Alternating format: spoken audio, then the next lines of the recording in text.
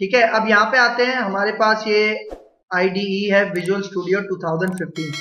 ठीक है, इसके ऊपर हम काम करेंगे, MVC का जितना भी MVC 5 का हम काम करेंगे वो विजुअल स्टूडियो एंटरप्राइज एडिशन है। ठीक है, 2015। ठीक है, ये मैं आपको वीडियो के डिस्क्रिप्शन में इसका लिंक प्रोवाइड कर दूंगा, आप वहां से डाउनलोड करके इसको इंस्टॉल कर लेना। ठीक है, और अगर किसी ने पहले 2013 इंस्टॉल किया हुआ है तो बेहतर है कि उसे इंस्टॉल करने के बाद इसको आप इंस्टॉल करना, क्योंकि जो जो फीचर्स 2013 में वो आपको इसमें भी मिल जाएंगे, लेकिन इसमें कुछ अपग्रेडेड फीचर्स हैं। ठीक है, 2015 के अंदर, क्योंकि उससे लेटेस्ट वर्जन है ये। ठीक है, तो यहाँ पे आता हूँ। अब सबसे पहले मैं एक MVC प्रोजेक्ट क्रिएट करता हूँ। ठीक है, तो न्यू प्रोजेक्ट में जाते हैं।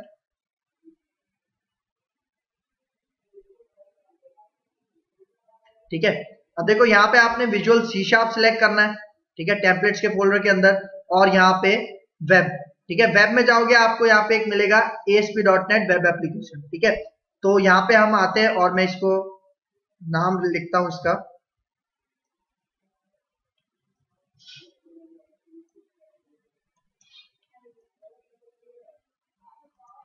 ठीक है, ओके करते हैं इसको।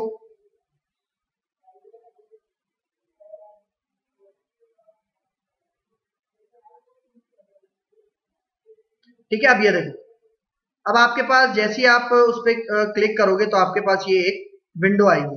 ठीक है, अब देखो यहाँ पे एक एम्प्टी आपको नजर आ रहा होगा टेम्पलेट, और इसके साथ साथ एक MVC नजर आ रहा होगा। ठीक है, चूंकि अभी हम बिल्कुल बिगिनिंग से स्टार्ट कर रहे हैं, तो हम यहाँ पे सबसे पहले सिलेक्ट करेंगे एम्प्टी। ठीक है, और एम्प्टी को सिलेक्ट करने के बाद, मतलब एम्प्टी टेम्पलेट को सिलेक्ट करने के बाद आपने यहाँ पे नीचे आ जाओ।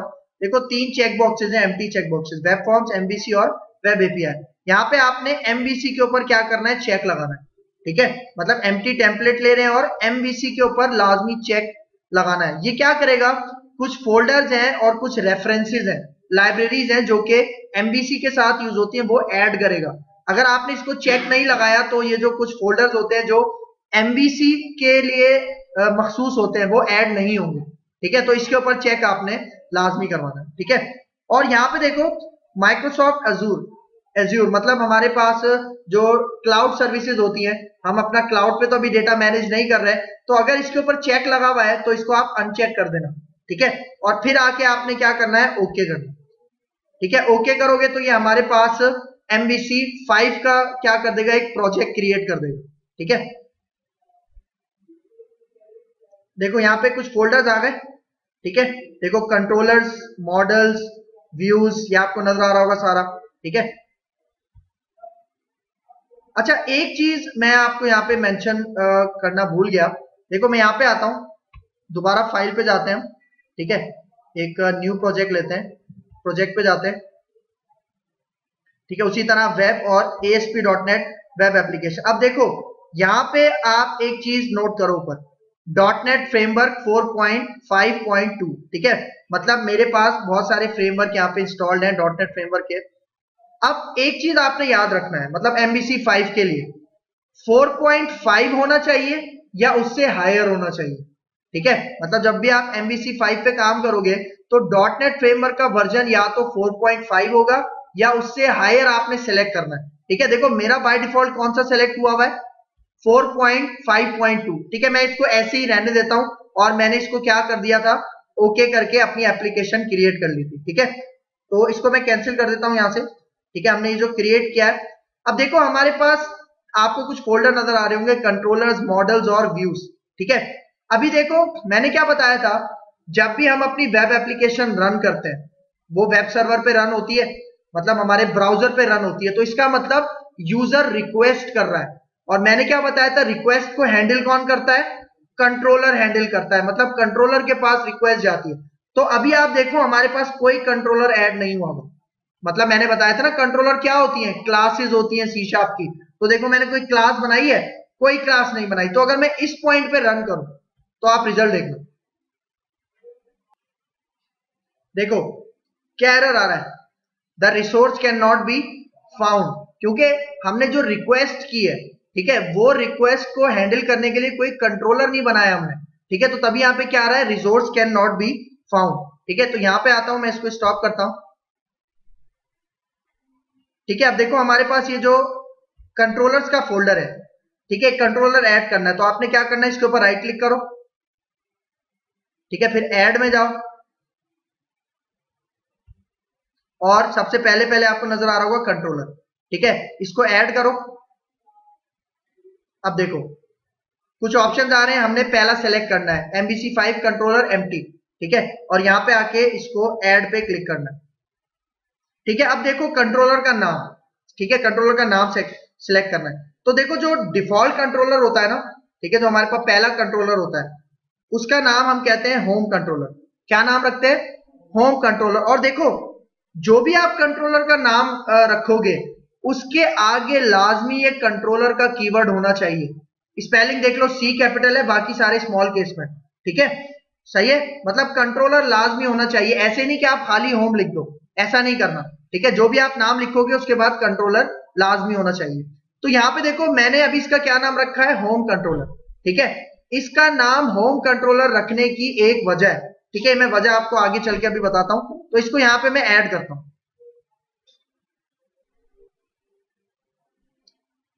ठीक है, देखो कंट्रोलर ऐड हो गया। अब देखो फाइल का नाम देखो, होम कंट्रोलर डॉट CS, इसका मतलब C शार्प की क्लास है, ठीक है, क्योंकि मैंने बताया था जितना भी C शार्प का कोड होता है वो हम कहां लिखते हैं, कंट्रोलर के अंदर लिखते हैं। तो यहां पे देखो ये एक पूरी क्लास है, ठीक है, ये एक पूरी क्लास है, ठीक है। हमने अपने कंट्रोलर का नाम क्या रखा था, होम कंट्रोलर। अब ये एक कंट्रोलर क्लास को क्या कर रही है, इनहेरिट कर रही है, ठीक है। मतलब ये इसकी बेस क्लास है होम कंट्रोलर की, मतलब कंट्रोलर की जितनी भी फंक्शनैलिटीज है वो किसके पास आ जाती है, होम कंट्रोलर के पास आ जाती है, ठीक है। अब देखो फिर इसके अंदर एक बाय डिफॉल्ट एक मेथड है, ठीक है, इस मेथड को हम कहते हैं एक्शन मेथड। क्या कहते हैं, एक्शन मेथड। और देखो इस मेथड का नाम क्या है, इंडेक्स। इंडेक्स इसका नाम क्यों है, क्योंकि आपको पता है जो हमारा पहला पेज होता है वेबसाइट का वो कौन सा पेज कहलाता है, इंडेक्स पेज कहलाता है, ठीक है। तो तभी यहां पे एक डिफॉल्ट मेथड है, ठीक है, जिसका नाम क्या है, इंडेक्स। और देखो ये रिटर्न क्या कर रहा है, मतलब रिटर्न में क्या कह रहा है, मतलब मैंने क्या बताया था, जब भी हमारा कंट्रोलर, मतलब जब भी हम रिक्वेस्ट करते हैं, जब हम अपनी वेब एप्लीकेशन रन करते हैं तो रिक्वेस्ट किसके पास आती है, कंट्रोलर के पास। और हमारे पास हमने कौन सा कंट्रोलर बनाया अभी, होम कंट्रोलर, ठीक है। अब होम कंट्रोलर के अंदर ये जो एक्शन मेथड है ये हमारे पास इंडेक्स के पेज को क्या करेगा, इन्वोक करेगा, चलाएगा, ठीक है। अब देखो अगर इस पॉइंट में मैं आके रन करूं, देखो मैंने क्या बताया, रिक्वेस्ट को हैंडल कौन करता है, कंट्रोलर, और कंट्रोलर मैंने ऐड कर लिया जिसका क्या नाम है, होम कंट्रोलर। लेकिन अगर मैं अभी यहां पे आके रन करूं तो आप रिजल्ट देखो, देखो हमारे पास क्या आ रहा है, द व्यू इंडेक्स और it's master was not found. इसका मतलब कि हमारी जो रिक्वेस्ट है वो किसके पास गई है, होम कंट्रोलर के पास गई है। लेकिन हमारे पास रिक्वेस्ट तो उसने एक्सेप्ट कर ली है, लेकिन रिस्पॉन्ड में वो कोई HTML का पेज दिखाएगा ना, और HTML के पेज को मैं MVC की लैंग्वेज में क्या कह रहा हूं, व्यू। तो व्यू तो हमारे पास कोई बनाया नहीं हमने, हमने तो सिर्फ क्या बनाया, कंट्रोलर बनाया। उस कंट्रोलर के साथ किसी व्यू को अटैच नहीं किया, ठीक है। तो तभी यहां पे एरर आ रहा है, कह रहा है कि जो फंक्शन, मतलब जो आपने कंट्रोलर इन्वोक किया है उसका कोई भी व्यू नहीं है, ठीक है। तो मैं यहां पे आता हूं, इसको स्टॉप करता हूं, ठीक है। मतलब देखो जब भी मैं अपना ये होम कंट्रोलर रन करूंगा, मतलब जब मैं रिक्वेस्ट सेंड करूंगा तो वो इस होम कंट्रोलर के पास आएगा और ये वाला मेथड इन्वोक होगा, ठीक है। और अब ये रिटर्न क्या करेगा, व्यू। अब व्यू तो मैंने कोई बनाया नहीं है, तो देखो व्यू बनाने का क्या तरीका है, ये जो आपके पास इंडेक्स का ये जो मेथड है, ठीक है, जिसको हम एक्शन मेथड कहते हैं, आप इसके कहीं भी राइट क्लिक करो। फॉर एग्जाम्पल मैं इंडेक्स के ऊपर राइट क्लिक करता हूं, ठीक है, इसके ऊपर आप राइट क्लिक करो, यहां पे देखो ऐड व्यू सेकंड ऑप्शन नजर आ रहा है, ठीक है, ऐड व्यू पे क्लिक करो। और देखो व्यू का नाम, मतलब हमारा जो HTML का पेज होता है उसका नाम क्या रखना है, ठीक है। मैं कहता हूं इंडेक्स ही सही है, ठीक है, बाकी सारी चीजें मैं डिफॉल्ट ही रहने देता हूं, ठीक है। तो मैं यहां पे ऐड पे क्लिक करता हूं, ठीक है। जैसे ही ऐड करूंगा तो मेरे पास एक व्यू क्रिएट होगा, एक HTML का पेज क्रिएट होगा,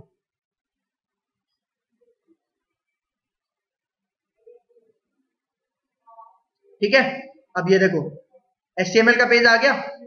अच्छा अब देखो ये जो इंडेक्स, ये तो आप व्यू के अगर मैं फोल्डर दिखाऊं, ठीक है, व्यू का फोल्डर, तो देखो व्यूज के अंदर एक होम जो हमारा कंट्रोलर है, ठीक है, क्योंकि ये जो index.cshtml का पेज है ये किसका, कौन से कंट्रोलर का है, होम कंट्रोलर का है, ठीक है। तो यहां पे देखो इंडेक्स और इसकी एक्सटेंशन देखो .cshtml, मतलब ये वाला जो आपको पेज नजर आ रहा है ये कौन सा पेज है, index.cshtml। अब cshtml का क्या मतलब भाई, देखो cs stands for C sharp और html हाइपरटेक्स्ट मार्कअप लैंग्वेज, मतलब इस फाइल के अंदर मैं सी शार्प और html दोनों का कोड लिख सकता हूं।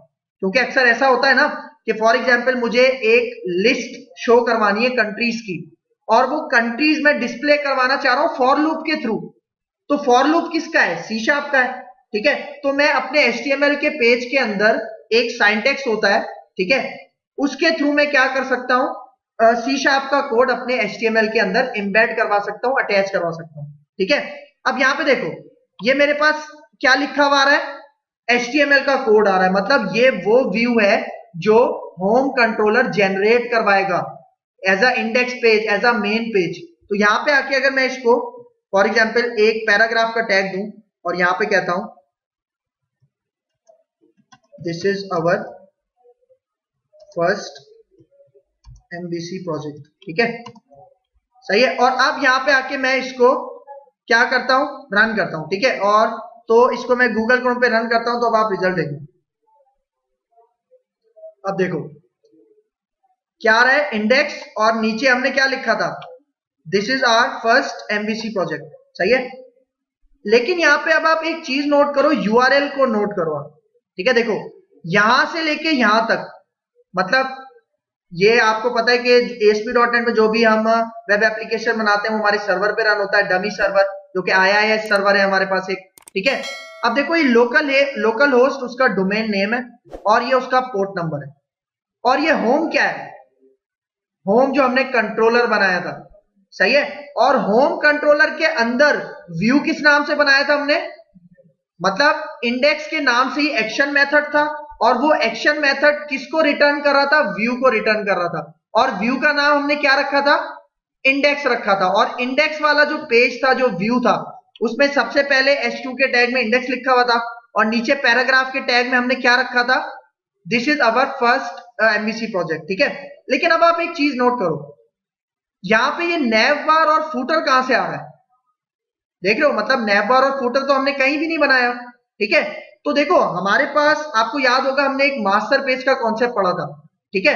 तो जब हम कोई व्यू ऐड करते हैं ना, तो देखो यहां पे आके मैं इसको स्टॉप करता हूं, देखो जब भी हम कोई व्यू ऐड करते हैं तो हमारे पास एक यहां पे देखो फोल्डर क्रिएट हुआ है जिसका क्या नाम है, शेयर्ड, और उसके अंदर एक फाइल है layout.cshtml, ठीक है। मतलब इसके अंदर जिस तरह मास्टर पेज में करते थे ना कि जो डेटा सारे पेजेस में कॉमन रहेगा वो हम कहां पे लिखते थे, मास्टर पेज में लिखते थे, इसी तरह MVC के अंदर जो डेटा सारे व्यूज में कॉमन रहेगा वो हम कहां पे लिखते हैं, layout.cshtml में, जो कि हमें कहां मिलता है, शेयर्ड के फोल्डर में मिलता है।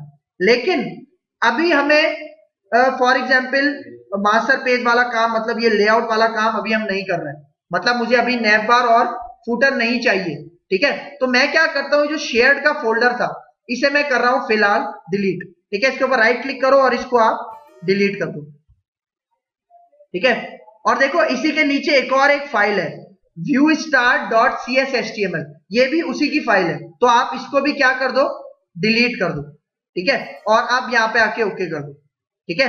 तो अब अगर मैं यहां पे आके इस पॉइंट पे इस एप्लीकेशन को दोबारा रन करता हूं तो आप रिजल्ट देखो। अब देखो अब वो नैव बार और फूटर आ रहा है नहीं, क्योंकि वो layout.cshtml में से आ रहा था और वो मैंने अभी फिलहाल डिलीट कर दिया, ठीक है। यहां पे आता हूं, इसको स्टॉप करता हूं, ठीक है। अब यहां पे एक चीज नोट करने वाली है, ठीक है। अगर मैं होम कंट्रोलर पे लेके आऊं, ठीक है भाई, देखो अगर मतलब जब भी हम फॉर एग्जांपल अपनी फाइल रन करते हैं, ठीक है, तो हमारे पास एक मेथड होता है जो सबसे पहले रन होता है। कौन सा मेथड होता है, देखो मैं यहां पे आता हूं, हमारे पास एक फाइल आपको नजर आएगी global.sx, ठीक है। और यहां पे हमारे पास एक मेथड है जिसका नाम है एप्लीकेशन स्टार्ट। मतलब जब भी हम अपनी वेब एप्लीकेशन, एमवीसी की वेब एप्लीकेशन जब रन करते हैं तो सबसे पहले कौन सा मेथड चलता है? एप्लीकेशन स्टार्ट, जो हमारी एप्लीकेशन को स्टार्ट करता है। यहां पे देखो सेकंड लाइन पे एक चीज नोट करो, एक क्लास है हमारे पास रूट कॉन्फ़िग फाइल, ठीक है।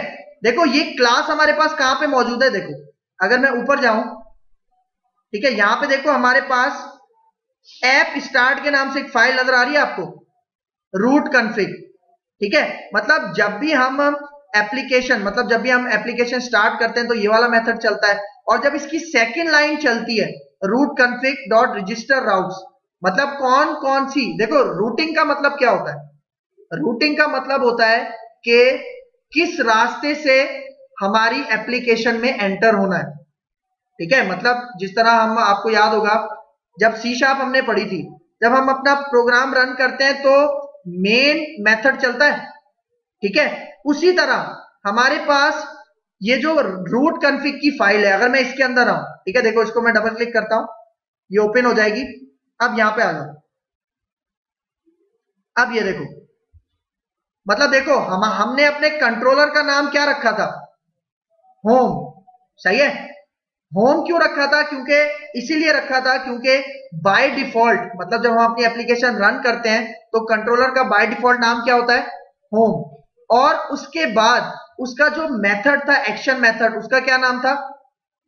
इंडेक्स, ठीक है, क्योंकि हमने चेंज नहीं किया था, ठीक है। तो यहां पे आके बाय डिफॉल्ट होम कंट्रोलर होता है, और फिर एक्शन कौन सा होता है? Action method index. और यही एक्शन मेथड किसको कॉल करता है? व्यू को कॉल करता है, और व्यू हमें क्या हो जाता है? डिस्प्ले हो जाता है। अब देखो ये जो तीनों चीजें हैं ना, एक कंट्रोलर, होम और आईडी। अब देखो आईडी ऑप्शनल है, मतलब देखो जब हमने यूआरएल रन किया था, आपको याद होगा पहले क्या आ रहा था? डिफॉल्ट, मतलब जो हमारा लोकल होस्ट और पोर्ट नंबर था। उसके बाद क्या आ रहा था यूआरएल में? कंट्रोलर, कंट्रोलर का नाम क्या था? होम। और फिर एक्शन मेथड का क्या नाम था? इंडेक्स। आईडी ऑप्शनल है, ठीक है, आईडी अभी तक हमने नहीं दी, ठीक है, ये ऑप्शनल है, देख रहे हो। मतलब होम कंट्रोलर है, फिर उसके बाद एक्शन है, इंडेक्स, ये रन होगा, और आईडी, आईडी में देखो यूआरएल पैरामीटर डॉट ऑप्शनल, इसको देना जरूरी नहीं है, दे भी सकते हो नहीं भी दे सकते, दोनों ऑप्शन है, ठीक है। लेकिन यहां पे देखो जब मैं रन कर रहा हूं तो ये बाय डिफॉल्ट कौन से कंट्रोलर के पास जा रहा है? होम कंट्रोलर के पास जा रहा है। और कौन सा एक्शन मेथड कॉल कर रहा है? इंडेक्स वाला। और उसका जो भी व्यू था वो रिटर्न कर रहा है, ठीक है। ठीक है, मैं यहां पे आके रन करता हूं तो आप रिजल्ट देखना।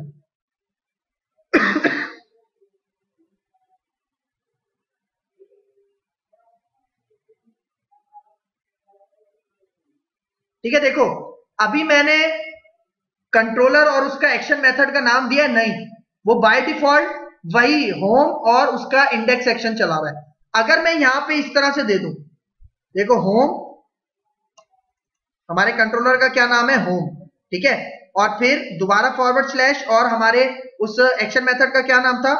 इंडेक्स, ठीक है। और अब यहां पे आके अगर मैं रन करूं तो देखो तब भी हमारे पास वही पेज नजर आ रहा है, ठीक है। मतलब बाय डिफॉल्ट रूट क्या है? बाय डिफॉल्ट रूट क्या है? होम कंट्रोलर होना चाहिए, और उसके पहले मेथड का क्या नाम होना चाहिए? इंडेक्स नाम होना चाहिए, ठीक है। अच्छा, फॉर एग्जांपल अगर मैं यहां पे आऊं, इसको स्टॉप करता हूं, अगर मैं यहां पे आके इसको डिलीट करूं, ये होम कंट्रोलर है ना, इसको डिलीट करता हूं, ठीक है, मैं एक दूसरा कंट्रोलर ऐड करवाता हूं,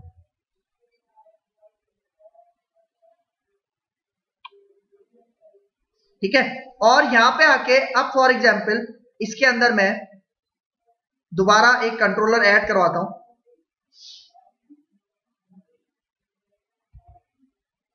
ठीक है। लेकिन इस दफा इसका नाम मैं होम नहीं रखता, मैं फॉर एग्जांपल इसका नाम रखता हूं टेस्ट कंट्रोलर, ऐड करवाता हूं, ठीक है, ऐड हो गया, ठीक है।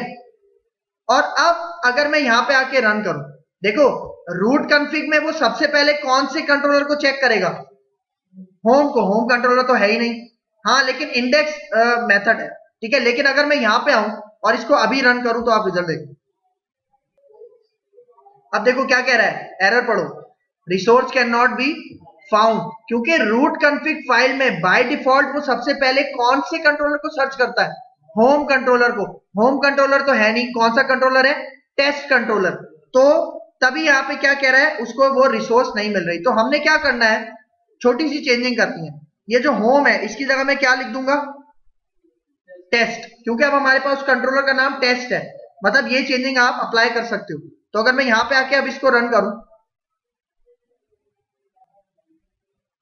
अच्छा अब ये कह रहा है व्यू नहीं है, ठीक है। तो मैं यहां पे आता हूं, क्योंकि एक अलग से कंट्रोलर बनाया ना हमने, ठीक है, टेस्ट। जाहिर बात है इसका भी तो हमें व्यू बनाना पड़ेगा ना। तो यहाँ पे जाते हैं टेस्ट कंट्रोल में, ठीक है। इस इंडेक्स के ऊपर मैं राइट क्लिक करता हूं, ठीक है, और ऐड व्यू पे जाते हैं, ठीक है। और इसका नाम यही रहने देता हूं, इंडेक्स। इसको ऐड करवाते हैं, ठीक है। मतलब अब देखो यहां पे मैं कहता हूं पैराग्राफ में, दिस इज टेस्ट कंट्रोलर, ठीक है, समझने के लिए दिस इज टेस्ट कंट्रोलर, ठीक है। और यहां पे आके अब मैं इसको रन करता हूं। अब देखो यूआरएल ऊपर चेक करो, क्या आ रहा है, टेस्ट और फिर इंडेक्स, और हमारे पास टेस्ट कंट्रोलर है। देखो हम नाम क्या रखते हैं, टेस्ट कंट्रोलर हमने नाम रखा था ना, लेकिन कंट्रोलर हाइड हुआ हुआ है। मतलब कंट्रोलर जो हमने लिखा था वो हाइड हुआ हुआ है। हमारे पास क्या आ रहा है, अभी टेस्ट आ रहा है सिर्फ, और उसका कौन सा मेथड आ रहा है, एक्शन मेथड इंडेक्स, और इसी के अंदर व्यू था, जो व्यू हमें इस वक्त नजर आ रहा है ना, क्योंकि यही व्यू रिटर्न हो रहा है, सही है, ठीक है। यहां पे आके मैं इसको स्टॉप करता हूं, ठीक है। तो मतलब देखो रिक्वेस्ट आई हमारे पास टेस्ट कंट्रोलर के पास, और टेस्ट कंट्रोलर जो कि एक क्लास है, उसका एक मेथड है, ठीक है, जिसकी रिटर्न टाइप क्या है, एक्शन रिजल्ट, जो कि रिटर्न क्या कर रहा है, एक व्यू। तो वो व्यू बनाना लाजमी है। मतलब देखो अभी मैंने ये एक एक्शन मेथड है ना, ये सिर्फ एक व्यू को कॉल कर रहा है। कौन से व्यू को कॉल कर रहा है, हमारा जो इंडेक्स का व्यू था। इसी तरह मैं दूसरा भी बना सकता हूं। मतलब फॉर एग्जाम्पल इंडेक्स पेज हमारे पास मेन पेज होता है ना, मुझे अगर कॉन्टेक्ट अस के लिए बनाना है तो मैं एक और एक्शन मेथड बनाऊंगा, और उस एक्शन मेथड का जो मैं व्यू बनाऊंगा वो हमारे पास कॉन्टेक्ट अस के पेज के लिए होगा, ठीक है। तो इस तरह से भी हम कर सकते हैं, ठीक है। एक्शन मेथड को भी अभी आगे जाके हम कवर करेंगे, लेकिन एक बात मैं आपको यहाँ पे बताना चाह रहा हूं। देखो जब भी हम व्यू क्रिएट करते हैं ना, देखो यहाँ पे व्यूज का फोल्डर है, ठीक है। जब भी हम एक व्यू क्रिएट करते हैं, ठीक है, तो हमारे पास कुछ फोल्डर्स ऐड होते हैं। एक फोल्डर है जिसका क्या नाम है, कंटेंट। अब देखो कंटेंट के फोल्डर के अंदर फाइल्स देखो कौन सी हैं, बूटस्ट्रैप की, bootstrap.css.min.css और site.css। मतलब हमारे पास MVC5 के अंदर बिल्ट इन सपोर्ट होती है किसकी, बूटस्ट्रैप की, ठीक है। जैसे आपने व्यू क्रिएट किया, ऑटोमेटिकली उसने बूटस्ट्रैप का ये एक कंटेंट फोल्डर ऐड कर दिया, ये फोन्ट्स का फोल्डर ऐड कर दिया, और स्क्रिप्ट्स का फोल्डर ऐड कर दिया, जिसके अंदर हमारे पास स्क्रिप्ट्स की फाइल होती है, jQuery वगैरह। मतलब ये खुद से इसमें ऐड कर देता है, ठीक है। ये कब ऐड करता है, जब आप व्यू बनाते हो, पहले से नहीं आती है। जब भी आप व्यू ऐड करवाओगे तब आपके पास ये फोल्डर आएंगे, ठीक है। और देखो मैंने अगर यहाँ पे आपको दिखाऊं, देखो नैव बार, और ये दोबारा आ गई, क्यों, क्योंकि जब हमने ये वाला कंट्रोलर ऐड किया था टेस्ट, तो इसके लिए भी हमारे पास कौन सा फोल्डर क्रिएट हुआ था, शेयर्ड का फोल्डर। तो अगर आप ये नहीं चाह रहे अभी फिलहाल, तो आप क्या कर दो, शेयर्ड के फोल्डर को डिलीट कर दोगे, सही है।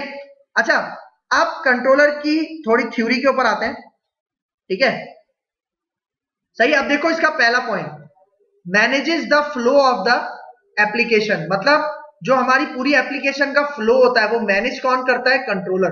क्योंकि जब भी हम रिक्वेस्ट करते हैं, रिक्वेस्ट फर्स्ट टाइम किसके पास आती है, कंट्रोलर के पास आती है, और कंट्रोलर रिस्पॉन्ड किस शक्ल में करता है, व्यू की शक्ल में रिस्पॉन्ड करता है, ठीक है। मतलब देखो व्यू क्या है, HTML का पेज है ना। जब आप रिक्वेस्ट करते हो, मतलब आप कोई वेबसाइट मांग रहे हो वेब सर्वर से, और वो रिस्पॉन्ड में आपको क्या देता है, कंट्रोलर एक व्यू देता है, HTML का पेज देता है, ताकि आपको रिजल्ट उसमें डिस्प्ले हो सके। अच्छा अभी देखो मॉडल का कहीं काम नहीं है, मतलब अभी वो कंट्रोलर मॉडल से डेटा नहीं ले रहा, क्योंकि मॉडल में कोई डेटा है ही नहीं, कोई डेटाबेस वगैरह का काम हमने किया ही नहीं, ठीक है। फिर यहां पे देखो controller is responsible for intercepting incoming request and executing the appropriate application code. मतलब देखो मैंने यहां पे रिक्वेस्ट क्या की थी? मैंने रिक्वेस्ट क्या की थी? टेस्ट के कंट्रोलर में जाओ और कौन सा एक्शन मेथड कॉल करो? इंडेक्स का, ठीक है। लेकिन अगर मैं यहां पे कुछ और रिक्वेस्ट करता, मतलब मैंने यहां पे टेस्ट कंट्रोलर को रिक्वेस्ट किया और उसका मेथड, तो इसने मुझे ये वाला पेज रिटर्न करवा दिया। लेकिन अगर मैं यहां पे होम इंडेक्स लिखूं, तो होम कंट्रोलर तो हमारे पास अभी नहीं है ना, तो हमें क्या मैसेज आएगा? Resource can not be found. सही है, ये हमारे पास इसका प्रोसेस है। मतलब जो भी आप रिक्वेस्ट करते हो, एक्शन मेथड उसी से रिलेटेड आपको व्यू दिखाता है। सही है, ये पॉइंट है, ठीक है। मतलब यही कह रहा है कि कंट्रोलर रिस्पॉन्सिबल किसके लिए होता है? जो भी रिक्वेस्ट आ रही है, ठीक है, उसके लिए रिस्पॉन्सिबल होता है, और जो भी रिक्वेस्ट आई है उसी के हिसाब से जो भी कोड है उसको एग्जीक्यूट करता है। ये काम कौन करता है? कंट्रोलर। फिर देखो, communicates with the models of the application and selects the required view to be rendered for the request. मतलब अभी हमारे केस में कोई भी मॉडल नहीं था, तभी कंट्रोलर ने मॉडल को चेक नहीं किया, ठीक है।